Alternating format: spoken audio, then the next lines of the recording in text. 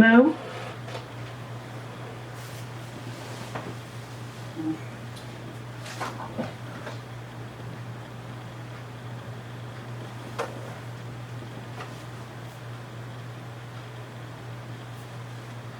Teri, we can't hear you. Oh, I'm sorry. I was looking for my picture and it's right here in the top right now. Funny. Can you hear me now? No, this is about Cary. Cary, we can't hear you. We missed the flag salute. Teri, I can hear. Yeah, a lot of the people have their mics closed. You want to do a test, Karen?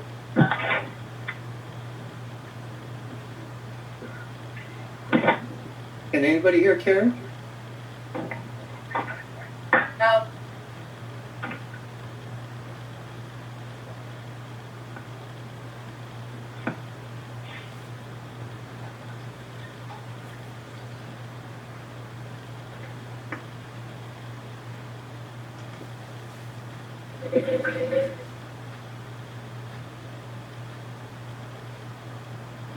Teri, can you hear me?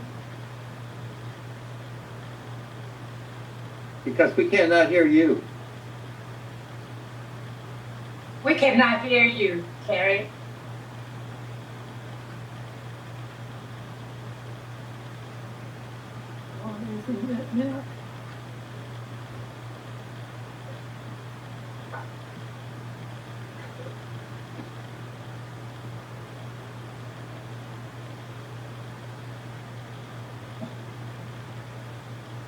Can you hear me, David? Yes, I can hear you, Judy. Okay, thank you.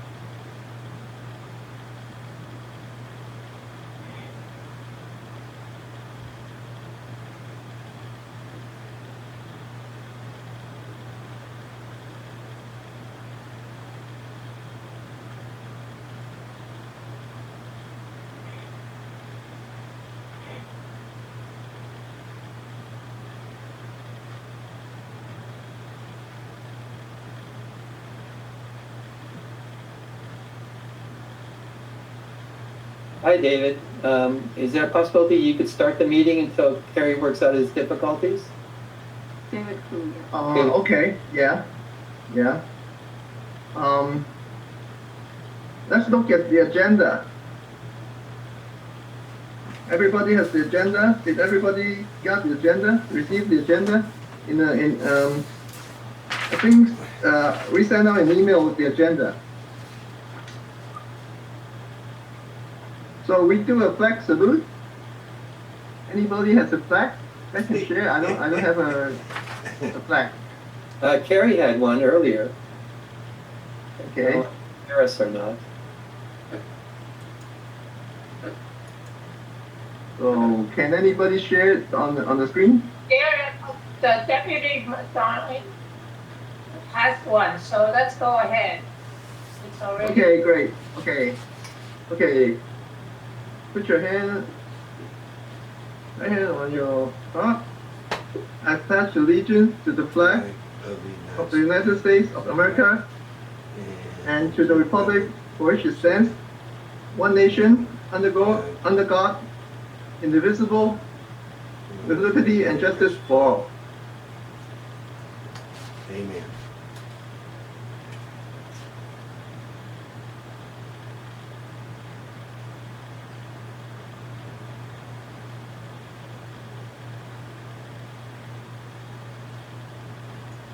Okay. The first item on the agenda is community reports. Walnut, Diamond Bar Sheriff, Deputy Claudia Maldonado. I'm sorry. Did I pronounce it right? Yeah. Thank you. Thank you. Hello, everyone. Happy New Year. As of I'm gonna give you guys reports on our December statistics, which pretty much stay the same. Our vehicle burglaries are still a major issue right now. On December 16th, we did have a vehicle burglary operation where detectives and deputies and our reserves went out into the community in our undercover cars, and we pretty much stayed in parking structures and parking lots of where the biggest problems are, and we just checked out people who were coming in, cars that were coming in, anything that looked suspicious. We did that on the 16th of December. We also, on the 6th of December, cleaned out the Calle Barcelona horse trail again with Arts and the city. And I don't know if some of you have noticed that the tents are back up, which is pretty much the same people. It's the same people that we get out of the trail and then they find their way back and they put their tents up. So we've been getting quite a few calls on the person that's next to the apartment complex. And we're reaching out to the homeless coalition programs again and trying to get them on board with offering these people housing and medical and whatever they need again to get them off the street and into a housing unit. Like I said, so far our statistics are the same. The vehicle burglaries are still a hot thing right now. Right now in January, we had 4 robberies in the month of December. One of them in particular was in somebody's residence. They followed her home and robbed her of her belongings at her doorstep. So we are working on getting video of all these robberies so we can start identifying some of these suspects that are going into our neighborhoods and causing all this havoc. But as far as anything else, we are going there and doing what we need to do to get some of these people off our streets, including with the homeless and offering them whatever we need to get them up and going. And some of them are interested and some of them are not. So as of right now, that's all I have. I don't have any other. In January or February, maybe we're planning on doing another Cali Converter event. We just need to find a venue, and with this all this COVID stuff going on, try to make it as safe as possible for everybody. Does anybody have questions? Yes, Roy over here. Hello, this is Cary Chen. For the homeless, were those the ones in the horse riding rink behind Goodwill that you're referring to? Yes, sir. So if you've noticed, if you've passed by there recently, there is 2 tents that are up. There's one right behind the Goodwill on that grassy area. That's one of the people that was in that trail. And then another one is a little bit further east on the same trail, the horse trail, but he's behind one of the first buildings off of Pomona. And he's also one that we had evacuated from the trail, from the tunnel. Okay, this is Roy. Can I speak next there, Cary? Okay, or David or somebody. Deputy Maldonado, can you hear me? Yes, sir, I can. Okay, two issues there. And you missed the most exciting, and everybody can go to my YouTube channel and see it, where I was assaulted by a transient. I call them transients because it's exactly what they are. And this guy ran 100 yards to come and assault me. And it's all on video. It's a very nice situation there. Also, as far as the Barcelona situation, Kevin of the Parks and Recreation is fabricating a closure for that underpass. So that should be closed off this sometime this month permanently on that. Okay. So there's two issues, and my video on my YouTube channel got over 350 views, by the way. Thank you. Oh, wow. That's it. Deputy Claudia, my Yes. native farm is 18207 is my address, desk. Our mailboxes at the corner got vandalized and the mails got stolen again. And this is not the first time, it's like the fourth time. So everybody watch out your mailbox. We don't have mail delivered to my house, but my neighbors, their bank statement got stolen 4 times, and one of the neighbor bank card was used on the same day. Okay, So, are all these crimes being reported so we can get a paper trail on writing reports and going and checking out the places where these cards are being used? Okay. Do you know? Well, a couple of my neighbors reported to the made a police report. So Okay, good. What did your address was? 18207? 18207 is my address. What street? EUSK, D like David, Okay. Rowland. Yeah. Yeah, Okay. in the past, we've had problems because being the postal service, they like doing things, and sometimes they even left the sheriffs out of the loop. Hopefully that's changed. Yeah, now the reports for mail theft go through us, and then we report it to the mail services. So we obviously suggest that everybody pick up their mail every day. That way, if something is gonna get broken into, they're not taking like a stack of your mail. But we just recently arrested somebody, maybe before from everywhere around here. So it is a big thing because that's the easiest way to grab your information and start opening credit cards or try to get your bank account. But if we need to report these things, that way the detectives here can go and start making calls to where these credit cards are being used, and that way we start getting surveillance video of these people who are committing these crimes. Anybody else? Questions? Yes, Deputy Claudia, do you Yes, have the statistics, crime statistics for 2021 in Rowland Heights, like robberies, car theft, and stuff like that? Yes, we do. If you give me 1 second, I'll pull those up right now.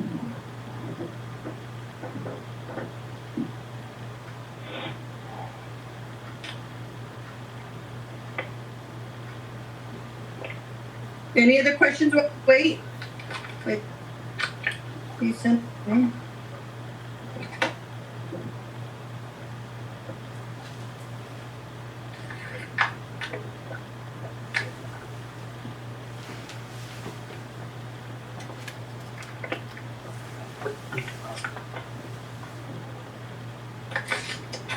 I think this was it right here too.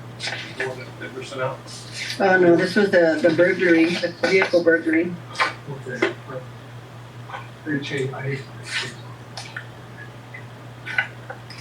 This is the vehicle burglaries too, because that's what we've been mostly getting. Claudia, Claudia, Deputy Claudia, would you, for those of us who are not so informed, would you explain the difference between a burglary and a robbery?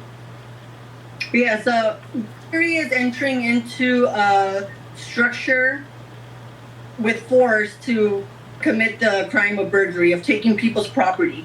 Now, a robbery is when they take it from your person. Like if you're carrying a purse and somebody comes up to you and snatches the person, that's taking your property by force. If they take it by fear, is if they have a gun to your head and they're telling you, give me your wallet. So anything that's done by force or fear is considered a robbery. And anything with breaking into a structure, going into your vehicle, your locked vehicle, going into your house, breaking into your house, those are all burglaries. They're going in there with the intent to take your property. Okay, thank you. No problem. So for 2021,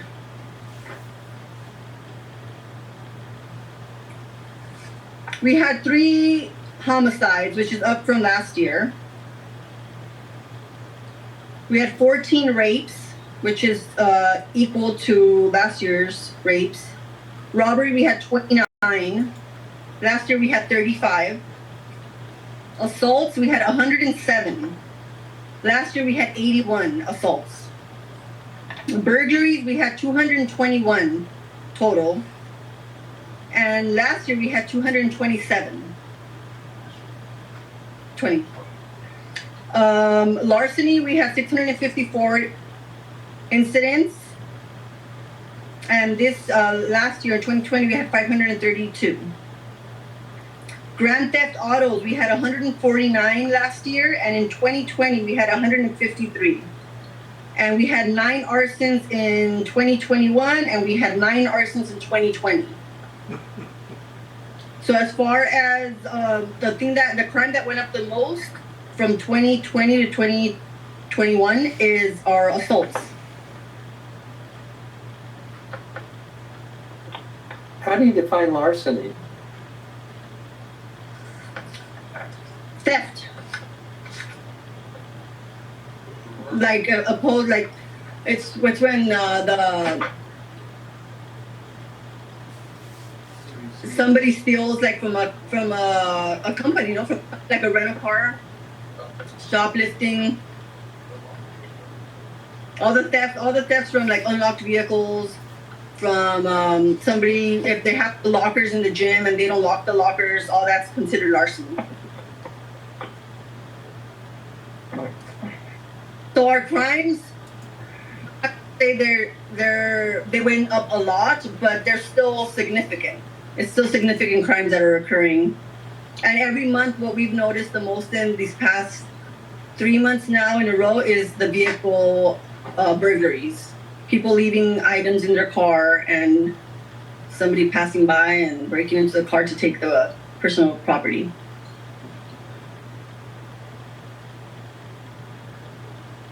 Any other questions? Okay, well, if you have any other questions for me, you guys know my email address, my phone number here at the office. If anybody is interested in starting their neighborhood watches, we have had a few meetings with the whole COVID thing. I don't know if we're going to put a stop to the in-person ones, but we've had a few meetings outside in people's front yards. So if anybody's interested, just shoot me an email and we could get started on these neighborhood watch meetings again. Thank you so much. Okay, no problem. Have a good night. Thank you. Next up is the CHP. Hi, good evening. Happy New Year, everybody. Happy New Year. All right, so I hope everybody had a safe holiday month. Let's see here. Let me get my stats ready here for you guys. So let's go over collisions, traffic collision in the Rowland Heights area. And let's do a quick comparison of the 2 months from November and December.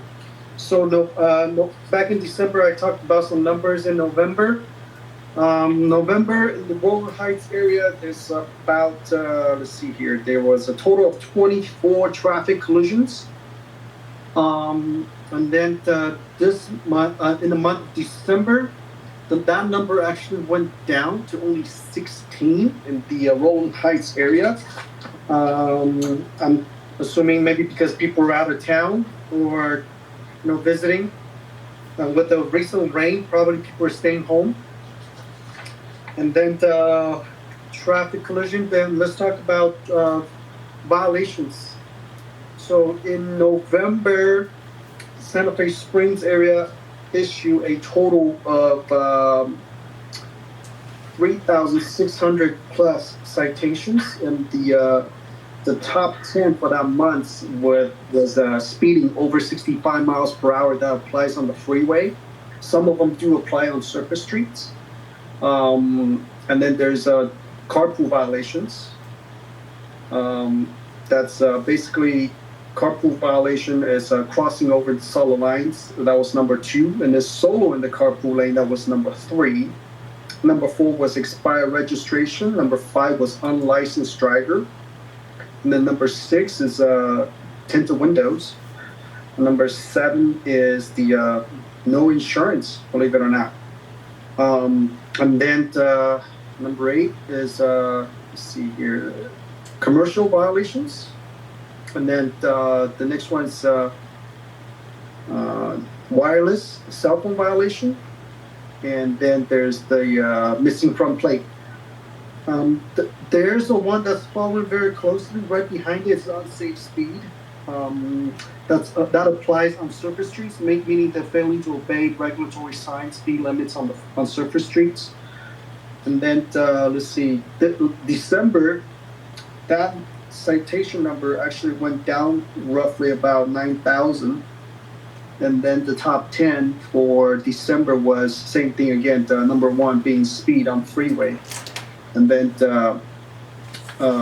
solo in the carpool lane, and then crossing over in the carpool lane, unregistered vehicles, tinted window, unlicensed driver, no insurance, commercial violations out of lane, meaning they should be in that number 2 lane, but they're in the number 2 lane on the 1 lane. Missing plates, and then unsafe speed actually got moved up. So we're actually in the month of December, we actually put forth some extra effort on the unincorporated area and issue a little bit more citation. Other than that, that's what I have for November and December. I know the Deputy Maldonado had mentioned some about there's been some crime about following home. We just want the public to know that the CHP is aware of such crime. We just have some suggestion for everyone. As we know, when we're driving home, just be aware of your surroundings. And when you're driving home, you don't try your best not to always take the same route. Sometimes take an alternate route to go home. It'll help you help you identify some of these people that are following you in your neighborhood or from wherever it is you're coming or going to or coming from. Again, it can't emphasize enough on being aware. Are you able to? I'm sorry? To access it? I'm sorry, I can't. Say again? Are you there? Hello? Yeah. So anyways, just want to emphasize, I'm just reminding everybody, be aware of your surroundings. Take different routes to get home. That way, help you identify potential follow home suspects. And if you do find something suspicious, call 911. It helps to grab a license plate of the suspect. There's some problem there. All right? Okay. Just let you know. Bye-bye. One question. Have you been impacted by COVID? I mean, the number of patrol officers, either yours or what you know from the sheriff, that I forgot to ask Officer Maldonado? Yes. So Santa Fe Springs CHP office, we have been impacted by COVID. We do have officers that tested positive, and so far that I am aware of, none were hospitalized. However, they've been instructed to stay at home for, I believe, 10 days. We are following the Los Angeles Public Health guidelines and also the CDC guidelines, and we are required to wear a mask in the office and outside of the office.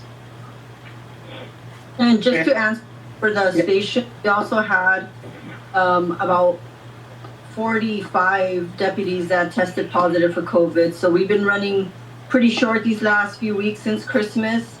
And we are also obligated to stay out 10 days until our symptoms are gone, and we're wearing the masks and inside and outside. But we got hit pretty hard in December. We had quite a few of us, not in the hospital, but some of us were pretty sick. So same thing. I mean, anytime law enforcement are hit with COVID, we're short-staffed. So the response to calls may be extended. So we just simply ask the public to bear with us, and we are going to respond to all of our calls. Okay. Are all the CHP officers vaccinated or not? I'm sorry? Are all the CHP officers vaccinated or not? I do not know the officers that have COVID, whether they're vaccinated or not. But we do test weekly, so, and that's probably why the number is up. Hi, my name is Mary. I would like to ask a question. Sure. Just recently, I have heard my friend was telling me her daughter was being followed, and it's right there on Brea Canyon cutoff, and on Balin. So I went and she called 911 because that it was like a truck that just like saw her parked on the side of the street, and then the truck like backed up really fast towards her, and then so she got scared and started her car again and took off. But then that truck was like following her, and so she called 911, and then the 911 online saying that we don't have any dispatcher close by, so just tell her to keep driving. Is that the normal practice? So, no. So the thing is, like, typically when something like this, especially when you're reporting someone following you, I'm just using freeway, Whatever. So, in 35-mile zone, unless that road is radar certified, the only thing we can do is we can try to bumper pace them.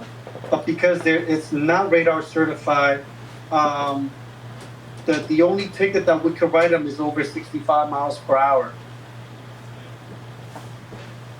That's too fast. I mean, this is a residential area. Right. So that's why the only ticket that we'll be able to write is anyone over 65 miles per hour, unless that road is surveyed and radar certified. Otherwise, unless I mean. In a residential street, it's 25 miles per hour, but Vantage Point, I believe that's a 35-mile zone coming. So because it's not radar certified, we are unable to do speed enforcement up there. Oh. And then the speed that we can write is over 65 miles per hour, and that will be the violation of what I mentioned earlier, the freeway speed, meaning that they've exceeded maximum speed limit. Oh my God. Oh. Yeah. Wow. Okay, but what we can do, there is different ways we could deter that. Is again, we don't necessarily have to be there to write tickets. We could just be visible. When people see patrol cars frequently driving in the area, it puts in the back of their minds that, oh, there's been cops driving around here, police officers driving around quite frequent, so we need to slow down. That might be a deterrent. So what I can do is I'll write this up, and then I'll put it on for a community outreach officer, and just basically have them drive around the area. Ideally, probably during the morning commute time. because that's when people are rushing to go to work, right? Yeah, that's true. Yeah, Okay. All right. Thank you, David. great. Last thing I want to say is our community really appreciate what the CHP is doing for us, and also what the sheriff is doing for us in our community. Thank you so much. Thank you very much, David. We appreciate that.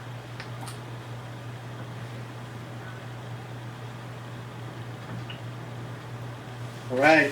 So everybody's okay? Is there any more questions? We're good. All right. Well, I'll be on here. If you guys have any more questions, just go ahead and holler at me. I'm gonna go and mute myself so that way I don't interrupt someone. Thank you so much. Thank you.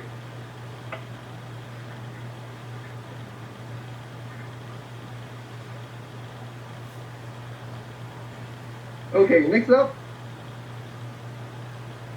is the LA County Department of Public Works, the Department of Public Health Program and Analyst. Melissa, are you here? Yes, I am. Hello, everyone. Okay.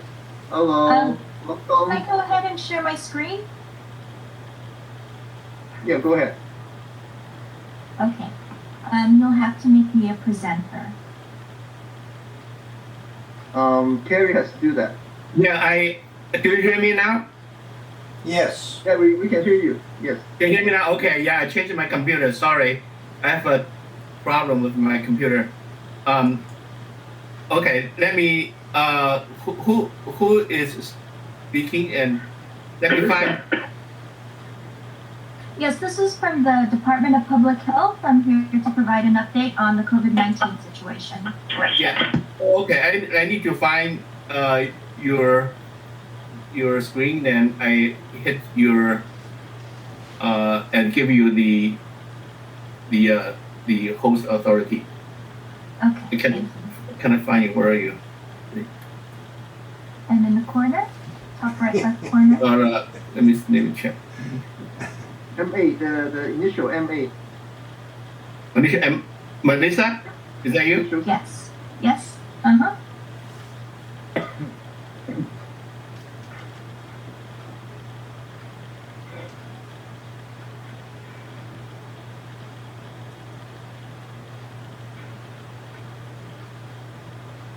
Okay, I need to find.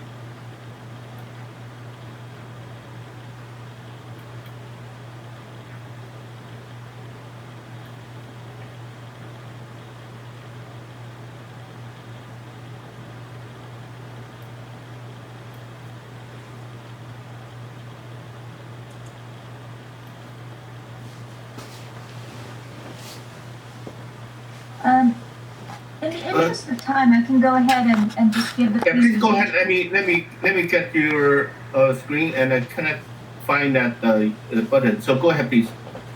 Okay. So good evening, everyone. Thank you so much for being here tonight. If you've been following the news, you'll know that we are currently in the winter surge, with the majority of cases being driven by the Omicron variant. Which is highly transmissible, but it also tends to be relatively milder compared to the Delta variant.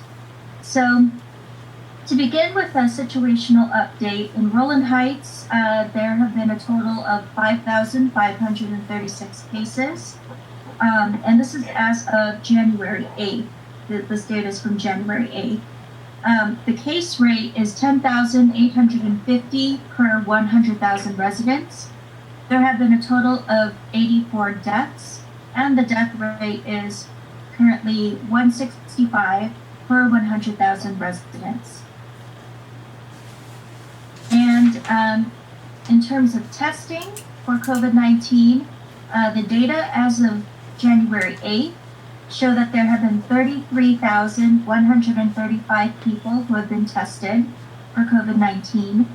The person's tested rate is 64,943 per 100,000 residents, and the number of people who have tested positive is 5,193, and the person's positive rate is 10,178 per 100,000 residents.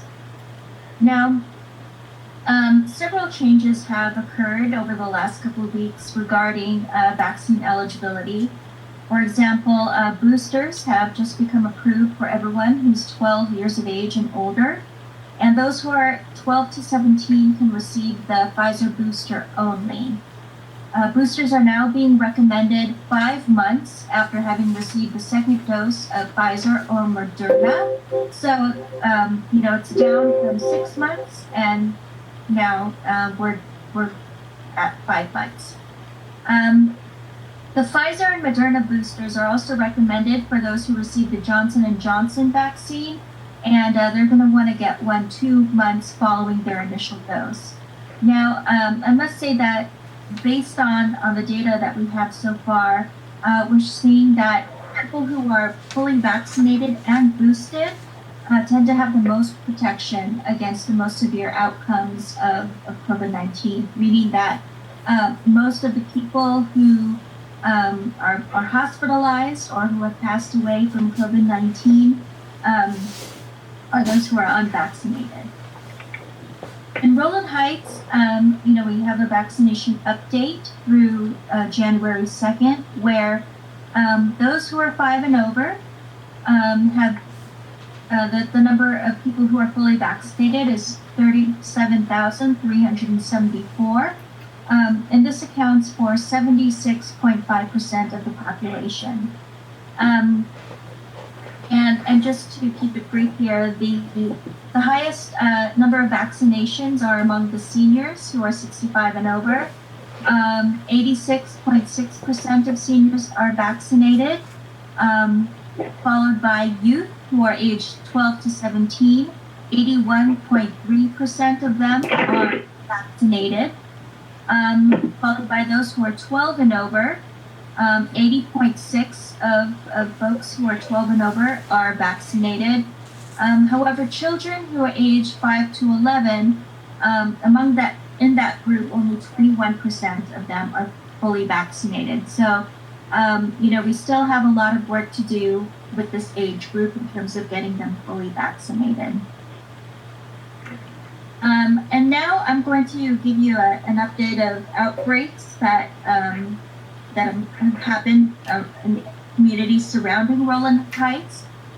So looking at the neighborhoods of the City of Industry, Diamond Bar, Hacienda Heights, La Habra, South San Jose Hills, and Belinda and Walnut.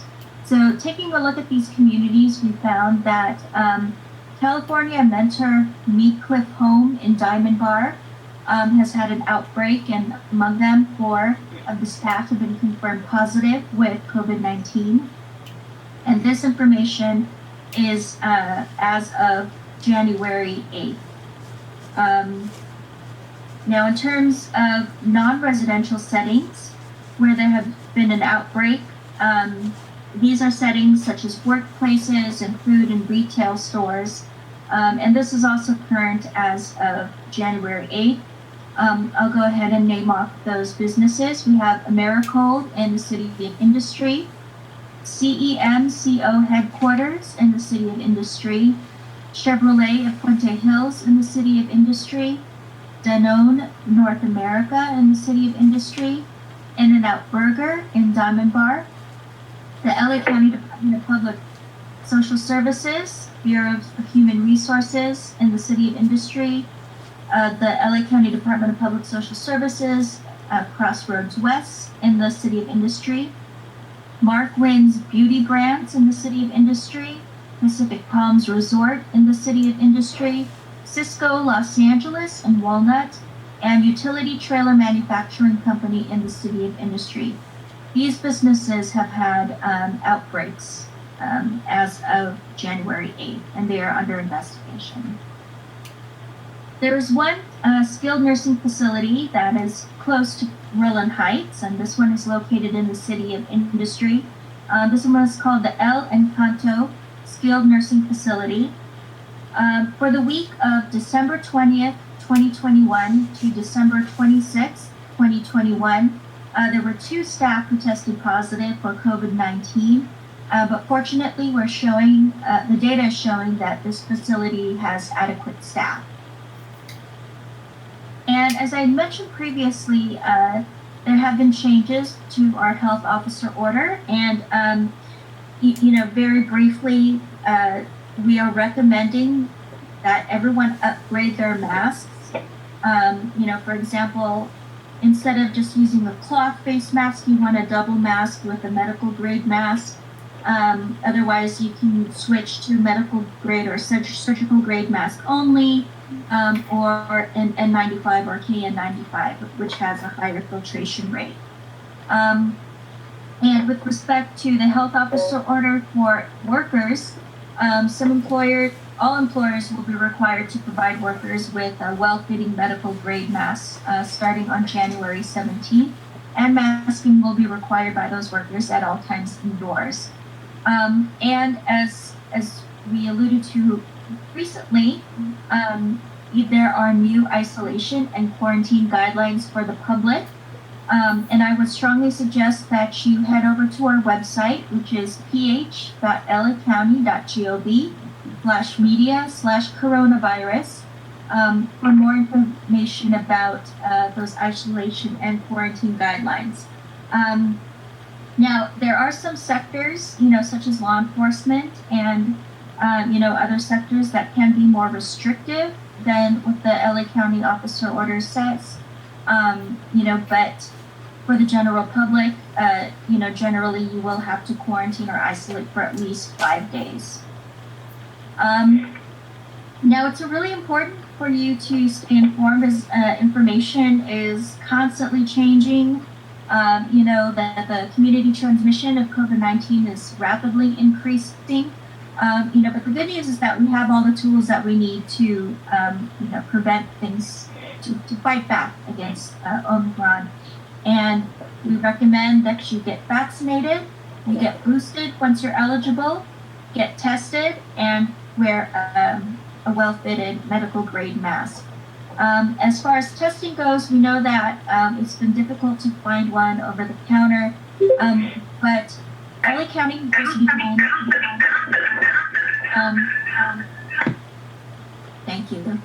LA County has just begun a program, where you can pick up test kits at certain sites, and there's going to be a limited number available per day, and I would suggest that you go ahead and visit this website, covid19.la-county.gov/LA-pick-up-testing-kit-program. And I know that's really long, so I'll go ahead and put that in the chat. So with that said, that's the end of my presentation, and I'm open to taking any questions. I have a question. Do you need to make an appointment for the testing center?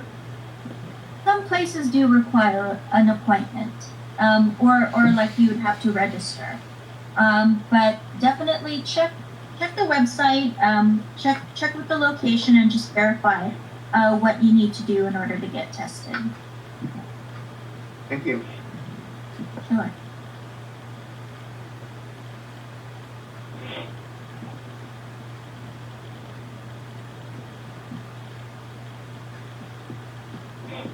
Okay. Well, if there are no more questions, like I said, I'll go ahead and pop those links into the chat. And then, of course, if you have any questions, feel free to reach out to me. I'll also put my email in the chat. Melissa, I have a question. Yes. Orange County allow people who live in the county to request a home test kit. They can only mail to Orange County zip code, but the LA County be doing that soon? Well, we recently did have an at-home testing program where you could go online and order a test kit to be sent to your home. And these were meant to be used within, 3 to 5 days of receipt. And these would be available to you at no charge. However, this program has temporarily been put on pause, but it should resume this week. So check back on the Department of Health Services website that's dedicated to testing, and I'll put that information in here. Melissa, I have a question for you. Mm-hmm. Yeah, a few months ago, the county offered a program for sending a nurse to the seniors or the people who not able to go to the clinic for testing. So you still have that same service? Absolutely.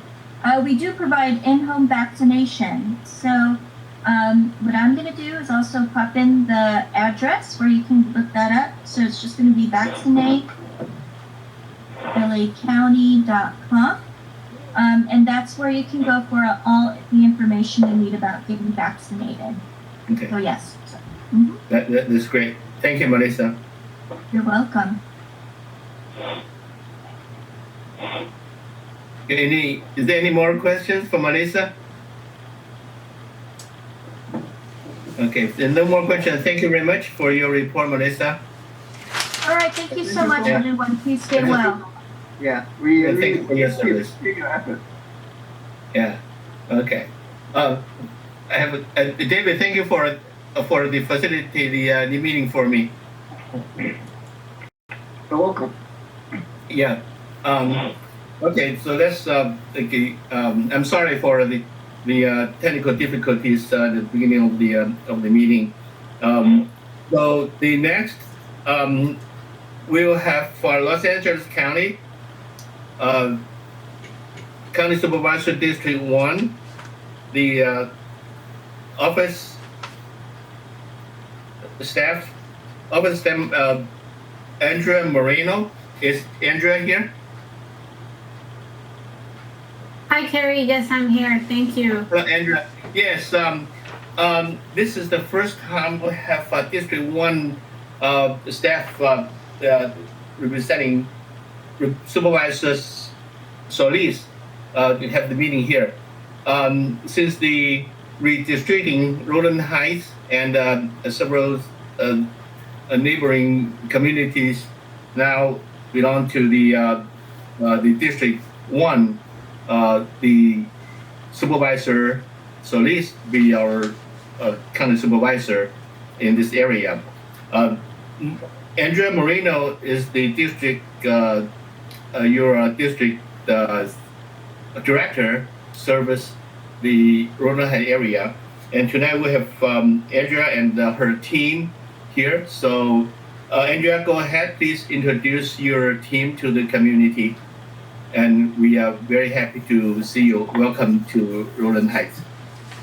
Yeah, thank you so much, Cary, for that introduction. And just briefly for everyone that we haven't had a chance to meet yet, like Cary mentioned, my name is Andrea Moreno. I'm the District Director for Supervisor Solis in the East San Gabriel Valley. Our office is located in Pomona.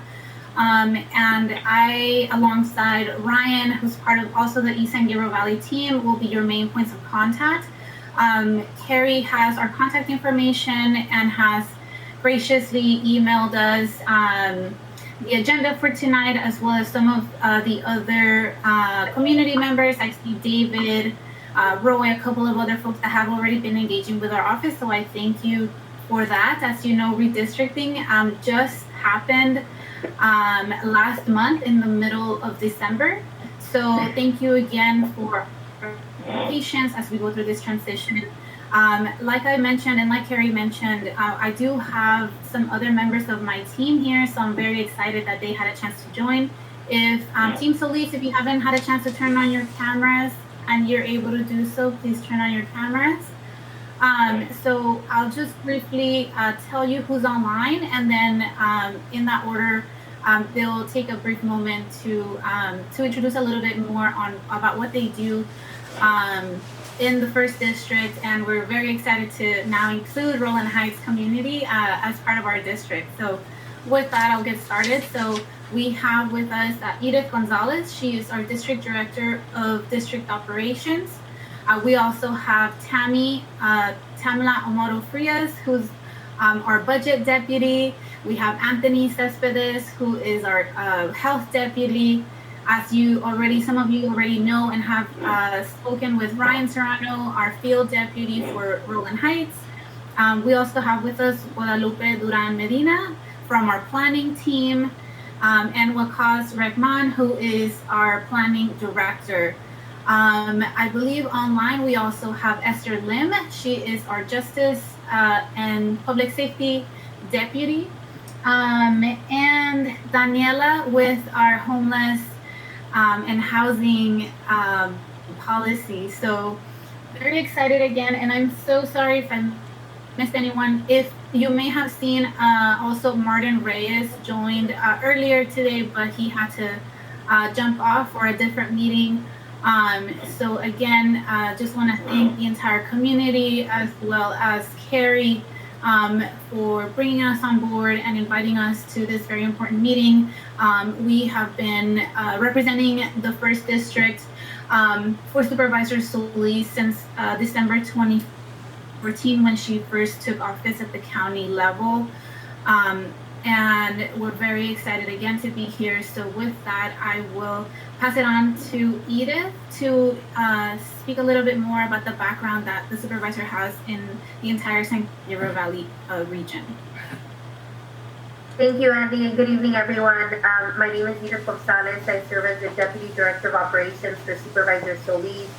What that means is really that I work in very close collaboration with our field team in terms of a lot of the response that you all have been seeing right now, especially in terms of the pandemic. So we've really been the boots on the ground when it comes to doing food distributions, getting additional COVID testing, vaccine sites, and just ensuring that we're getting additional resources out to our communities. So we're definitely very excited to be able to work with our new communities, as Cary indicated earlier. And Andrea also shared, right, the 1st District now encompasses some additional communities in the San Gabriel Valley, including Alhambra, San Gabriel, Hacienda Heights, Rowland Heights, Diamond Bar, Laverne, and a few others. And we're very excited to be here with you this evening to learn a little bit more about the issues that you're all facing in your community and how we can really work together to address those issues. And for that reason, we thought it was really important to have a lot of our policy deputies with us this evening, because a lot of the work, right, when it comes to policy-related issues really comes from what's being experienced at the field level, and that's really what's happening within our communities. So again, very excited to be here with you all and looking forward to working with you all as we go through this transition. But thank you for your time, and again, thank you very much for the invitation to join me this evening.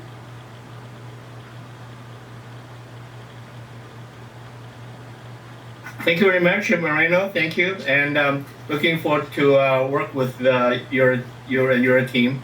And let's keep in touch, and we'll invite you every time and with a meeting. Thank you very much. Is there any questions to the Los Angeles County District 1 staff?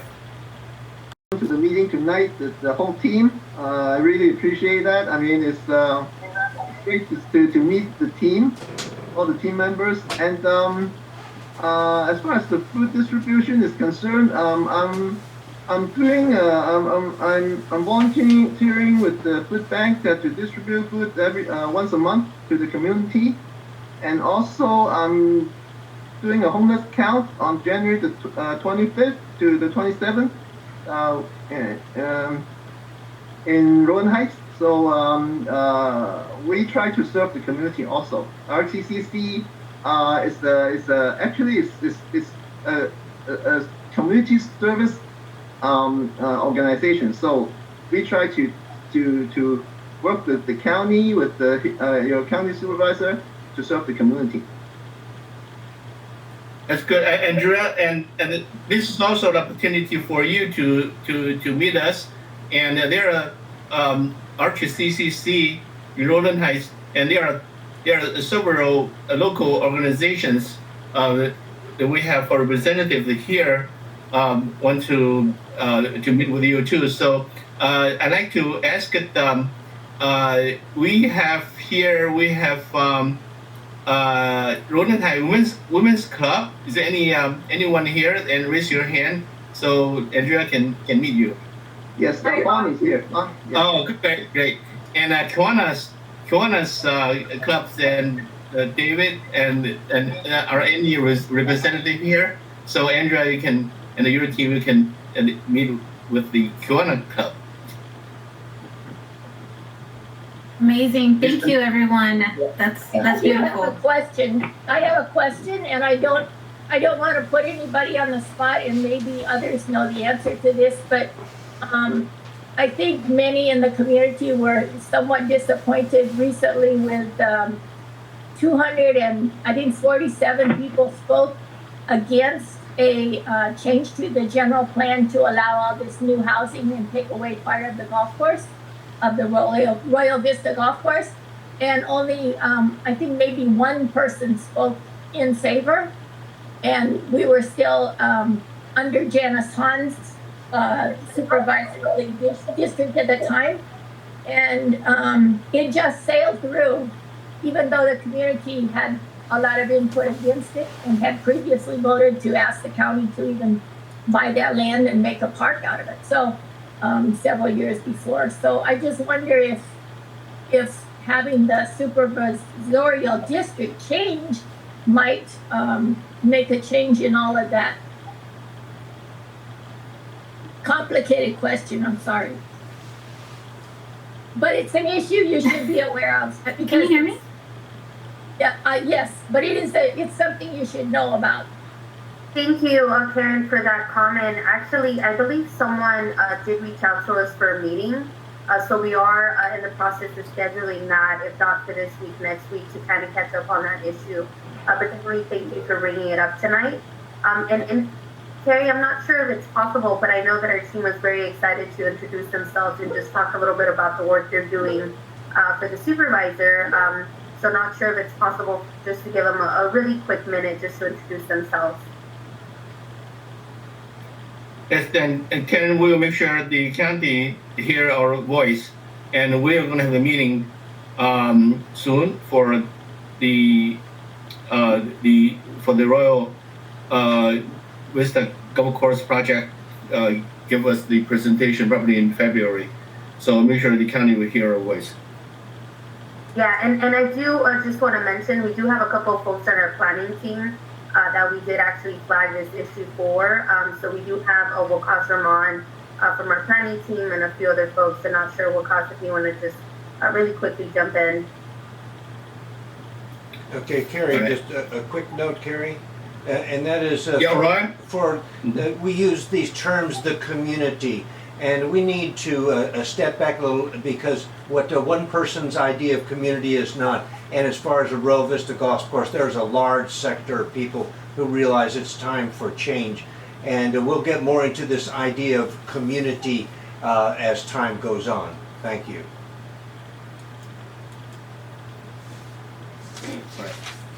Is there any other organization representative here who can say hello to Andrea and her team?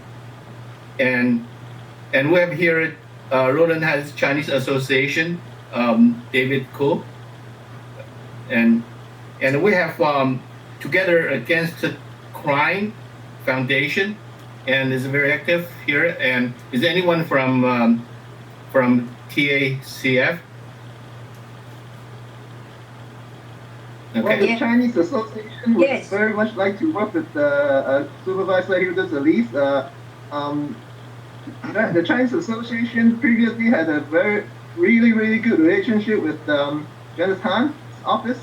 So I would like to hope that this kind of relationships continue with Supervisor Judith.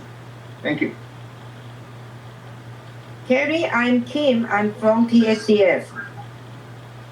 Kim, is it? Okay. Kim from TSCS, Together Against Crime. Yeah. Thank you, Kim. We also have at least, I think, 3 members of the Rowland Heights Buckboard Days Committee, and at least 2 that I see, myself and David Martinez, who's chair, which is a nonprofit. Thank you, Cary. Thank you. Thank you, David.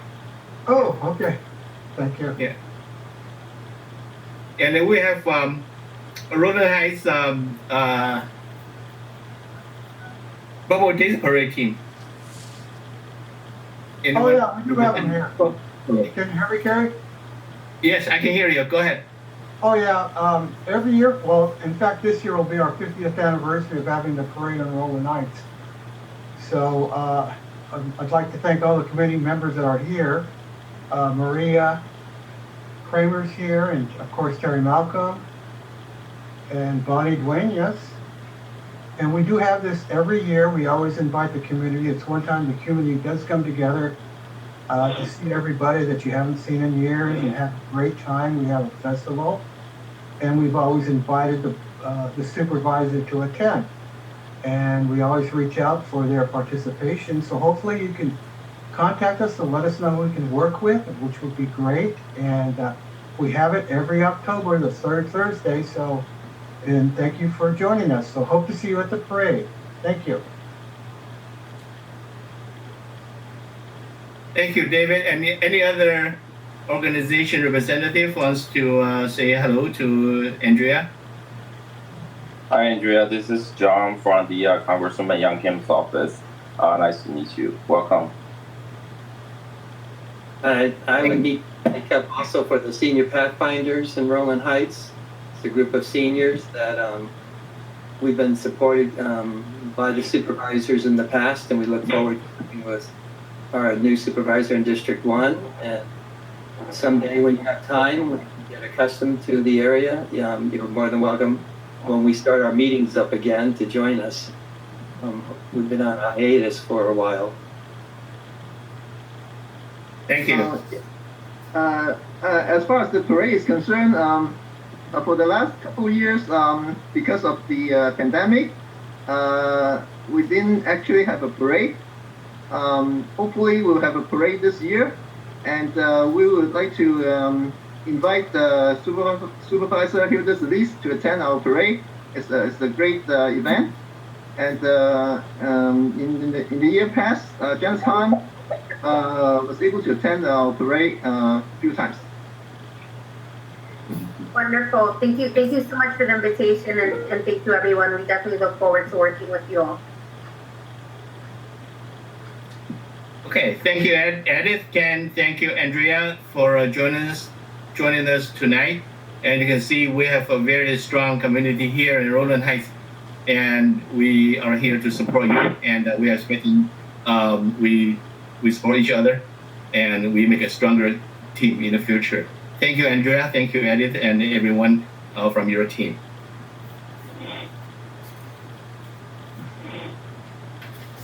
Okay, next, Los Angeles County, we have a new recreation service manager, Yvette Malphus.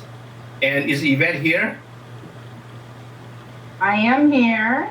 All right. Hello, everybody. Well, yeah, Yvette, glad to see you here, and thank you for joining us. And please go ahead and introduce yourself, and let's hear about you. Well, hello, everybody. My name is Yvette Malphus. I am a rec services manager. I was very active, and I was a resident in Hacienda Heights for over 10 years, raised my children, was active in the Kiwanis, but I was transferred out to Los Angeles for about 10 years, and I'm back. So one of the things is that I am the new manager that's residing over the Rowland Heights area. So what I want to do is basically definitely introduce myself, tell you a little bit about my background in Parks and Recreation. I've been with the department for over 28 years. I have a degree in sociology and a minor in gerontology. Started out at UCLA, I was an athlete, and had an opportunity to run track, and then they poured us hard in track and Olympic track. So the whole track team upped, and we went to Cal State LA for that Olympic track. So got a chance to graduate from Cal State LA with a BA again, sociology and minor in gerontology. So with that, I just wanted to kind of talk about some of the programs that are going on in the Rowland Heights area. Currently, my office at Los Robles Park in Hacienda Heights, but pretty much I am out in the Rowland Heights area on a daily basis. Some of the facilities that are pretty active, I'm going to give you the recreation facilities that have programs, and then we also have passive parks too. So we have the Pathfinder Park, which is a facility that is at the top of the hill, should they say, and then we have the Rowland Heights Community Center. And then also we have Rowland Heights Park, there's another park in Rowland Heights, and then also Carolyn Rosas. And then we have 3 passive parks. So what is a passive park? A passive park basically that is a facility that does not have a community center or an office space geared at that site, but pretty much open for the community to enjoy. 2 of the sites do have open restrooms, and we definitely have staff that monitor that. And the other one pretty much is a passive park. So some of the programs that we currently are running, even though everything has been modified due to the pandemic, we have a brand new program called Everybody Plays, and it's based a program where the community can come out and participate in recreational activities. It's more of an open recreation, somewhat like you did when you were youth. You go to the park, have a great time, and then go ahead and go home. And then we have another recreation program, which is called Recreation for All. This is a program where our permanent employees choose to go ahead and provide recreational activities. We have our ping pong that's at Rowland Heights Park, also our ping pong that is at Pathfinder Park. So now at Carolyn Rosas, we have an active wrestling program that is there. As you may know that Carolyn Rosas is a wrestling park. A lot of Olympians have come out of that park, and that's pretty the heart of that facility. So another program that we do have is a snack program that we run annually. In the summer, we do our summer lunch and snack. In the fall, the winter, in the spring, we do our snack program. And this is a healthy snack that is given to the youth in the community, so they can come every single day and get a healthy snack. That's something that the staff provides. So then we have a brand new program, which is our senior activities. So I know Mr. Malcolm did say he's part of the Pathfinder Seniors. So we look forward to getting that back as soon as we get the green light to have indoor meetings. But we do have an opportunity to host this meeting indoor under brand new requirements. So now, right now we have a program called our Senior Activities. And it's basically, we have contract teachers. This is held at the Rowland Heights Community Center and at Carolyn Rosas. So we have an opportunity for our seniors to come in, if they choose to have a cup of coffee, socialize, participate in different type of activities that's there, get a chance to know what's there just for the seniors, just for you. And the time frame is Monday through Friday from 10 a.m. to 12 p.m. So now, unfortunately, with the pandemic being as strong as it is, all the programs are outdoors, but still we have a lot of members coming out to participate. So I wanted just to kind of just give you everybody a little bit of background who I am and some of the programs that we do have. And I'll be at your meetings every month and provide an update and take questions from you. So why don't I do this? I'll just open it up to the floor. Are there any questions? Yes. Okay. We need your help. And that is at the Rowland Heights Park, at the Cronin Street entrance. As you enter into the park, there have been in the past 2 what's called nuisance properties that belong to Parks and Rec. And the Saints preserve us. Tomorrow they're going to, for $5,000, which is a sweet deal for one of those property owners, to take that larger piece that's on that entrance there and quick claim it to them so that they can incorporate it, because it was just a nuisance for the Parks and Rec. But there's a little tiny sliver on just across from that, little tiny thing that is just like super nuisance. You know, it's like a trash bin, you know what I'm saying here.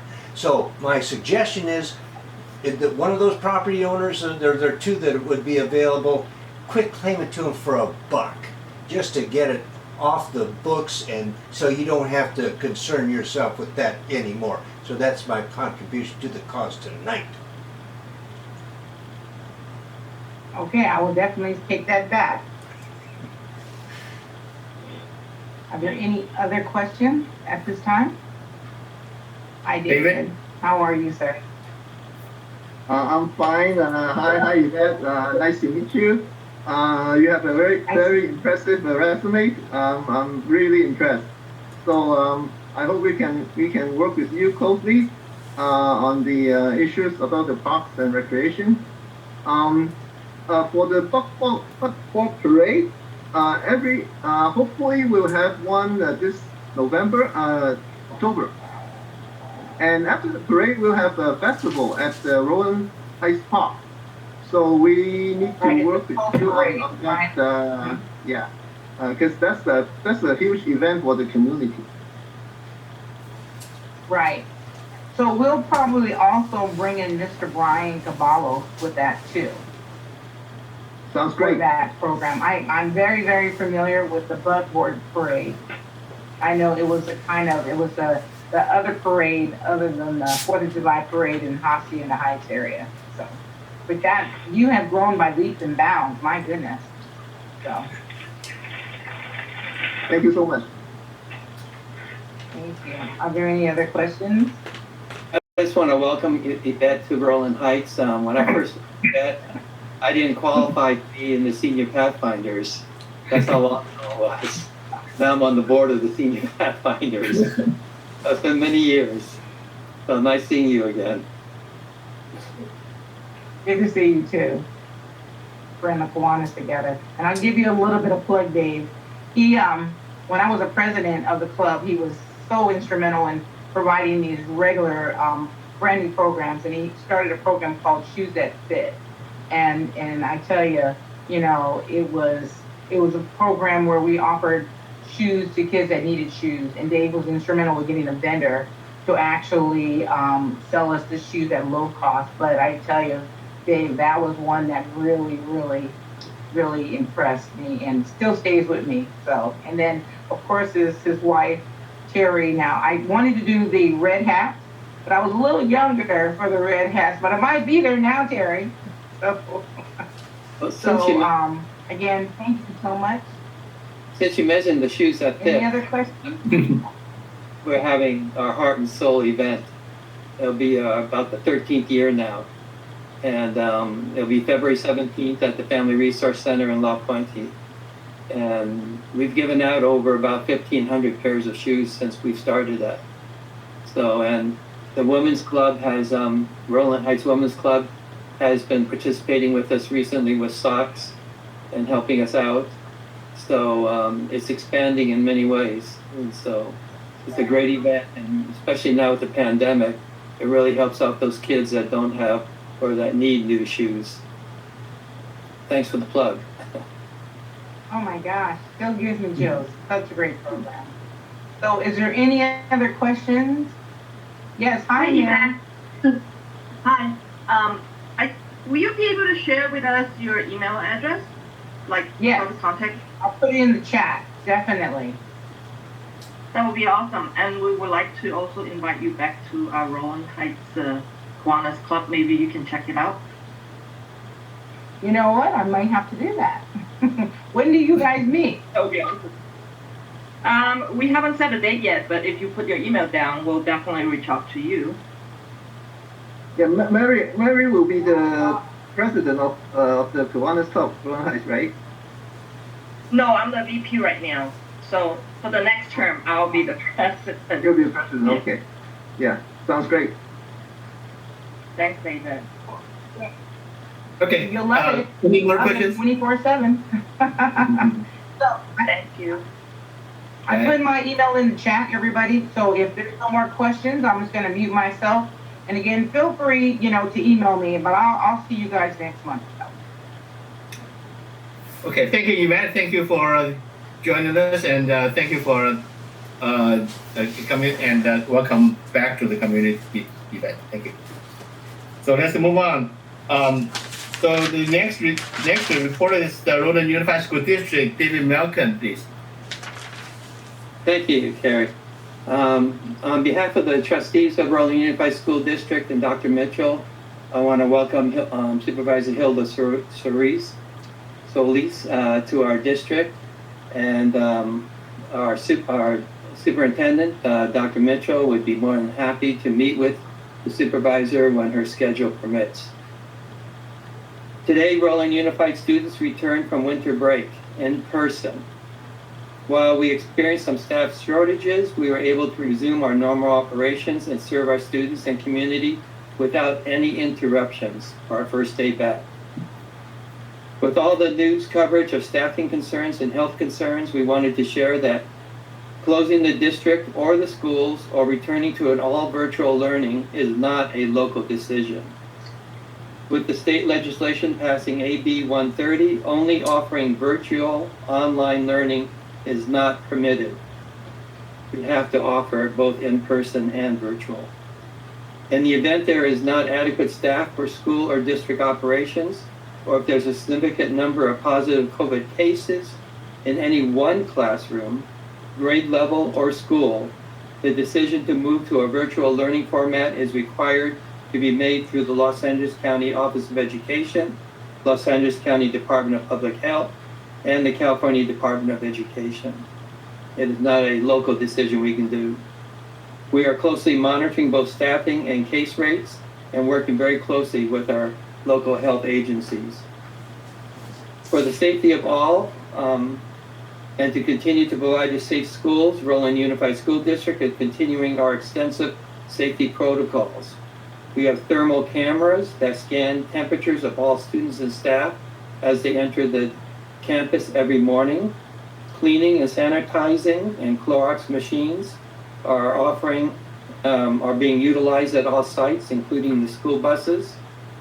And we're offering free COVID testing to all staff, students, and families of students at the district office Monday through Friday, 11:30 a.m. to 6 p.m.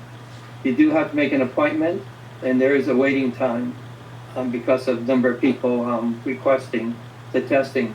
But it's only for staff, students, and family of students. If your child is feeling ill or has been exposed to someone who is positive for COVID-19, please do not send them to school. Contact the COVID response team at Rowland Unified School District.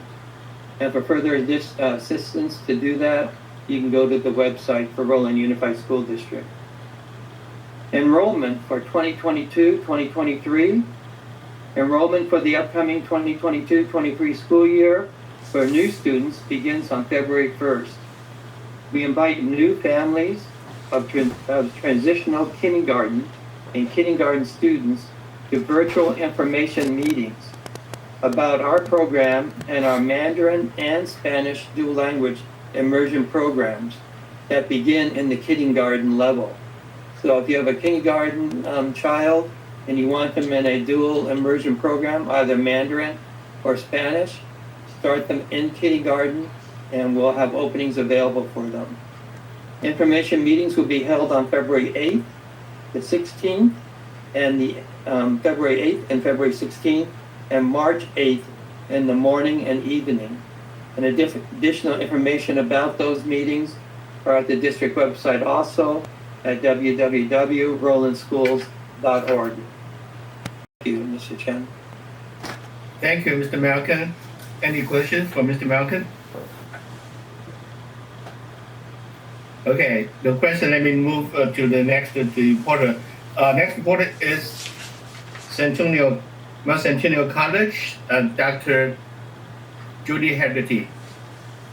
Good evening, everybody. Happy New Year. It's a great pleasure to represent Rowland Heights communities to serve on the MONSET board for 22 years. I am also a Rowland resident for 40 years. So very happy here to serve the community. Just share a couple highlights of our Mount Sac students' achievement in the sporting events. Mount Sac wrestling team, women's cross-country team, Mount Sac men's soccer team, we captured 2021 state championship. So that was a great ending, even for this depressing pandemic year. Our industrial design program received $85,000 worth of machine donation from Southwestern Industries company. So if anybody you know interested in this program, normally the graduates are with the skill that have no problem finding jobs. So whatever the employer needs, this program will meet the challenge. So if any of your people you know interested in this program, they're welcome to contact me. And that's my report, President Chen. And everybody have a happy new year. Thank you, Professor Haggerty. Any question for Dr. Haggerty? No questions. Okay, let's move on. So next speaker is Ricky Choi from San Gabriel Valley Council of Governments, talking Fullerton Road project. Is Ricky here? Ricky's not presenting. That would be myself, Maria Cano. With Maria. Okay, thank you. How are you? Go ahead. So happy to report and I'm sure I have received some calls just to report there is a lot of progress on Gale, which is, as we had originally mentioned, a priority one phase from the project to be able to move forward with getting that vein of traffic completed as soon as possible, and hopefully opening it while the rest of the project is getting completed.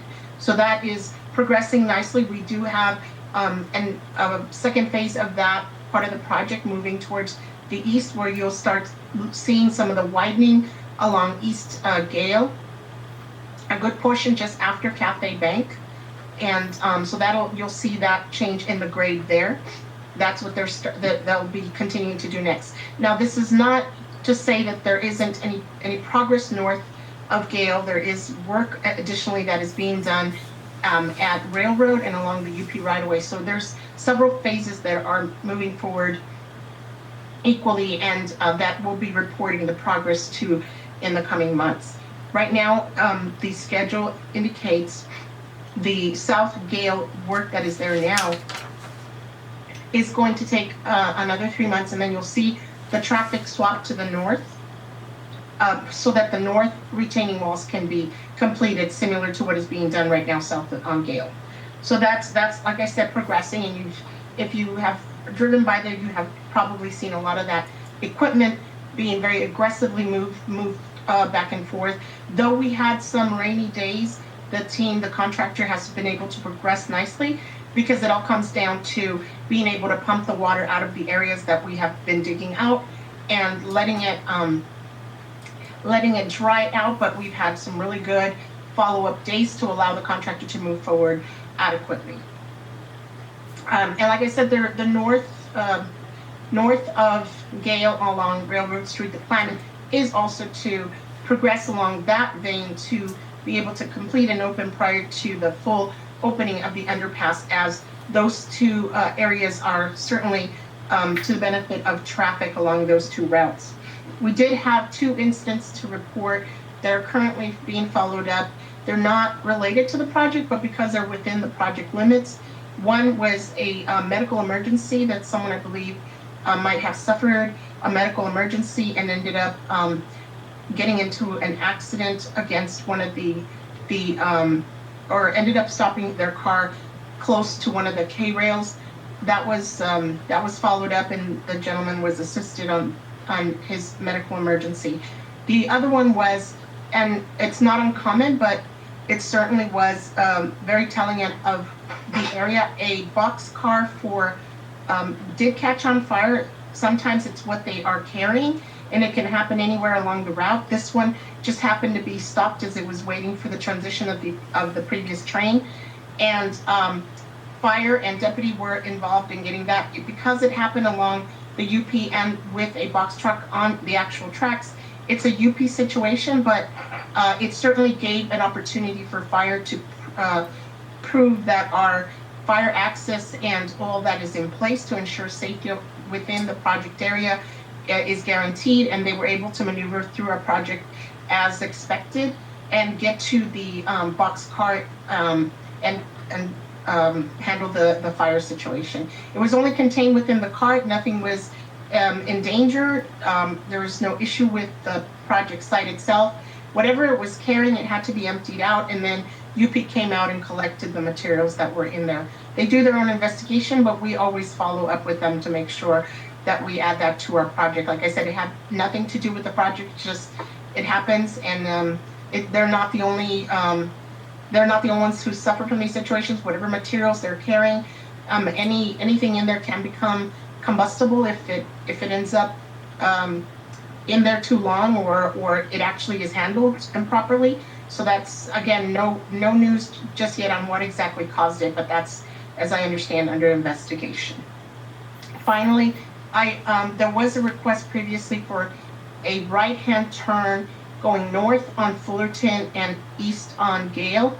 And that right-hand turn, we've had the design and traffic engineers look into that, and they've determined that adding the equipment that's necessary to add another channel to the existing current configuration there would actually reduce the time on what the other we have sort of different phases for, so every light is one actual phase in the system that's in place, and added it would actually not help the situation. It would actually reduce the timing on either east-west or going north travel. So it is not something that's going to be implemented right now, because it does not benefit that intersection in any way by reducing or increasing the time that it allows the other cycles to take place. And that's my report, if anyone has any questions. Question. Roy? Okay, Ms. Cano, from what you stated about the Gale pathway going east from Fullerton, that is going to be I'll use my term, a redo. Is that what we're to get out of what you said? You're going to redo those? It's going to remain as is. The reason why I'm asking about that is most recently during the rains here, and I got to use my terms, the curbside south lane, there are two lanes going, it was a veritable floodplain, and making that lane essentially unusable, dangerous. I won't go into any great detail on it. And I said, well, they're going to, I sent it over to Josh Nielsen over at City of Industry, thinking that, well, that's his area of concern. But from what you've just said, that if you're going to redo that, if you don't know, the drainage from there, I'm assuming you're going to redo that whole storm drain situation, because from Fullerton all the way down to Jellic, it was a floodplain, and that really needs to be addressed. I am going to do a video on that, on those drains that look like they're from the turn of the century, like 1900s, and that really needs to be addressed. And also, I have other videos of both Fairway and the Fullerton one will be on my YouTube channel for everybody to take a look at. Thank you very much. So all the project utilities improvements, including the drainage that you're speaking of, are included in the projects. Oh, great. Great. So what you're actually seeing out there, that looks, when we refer to retaining walls, that's the retaining walls that represent the corners of that intersection. And then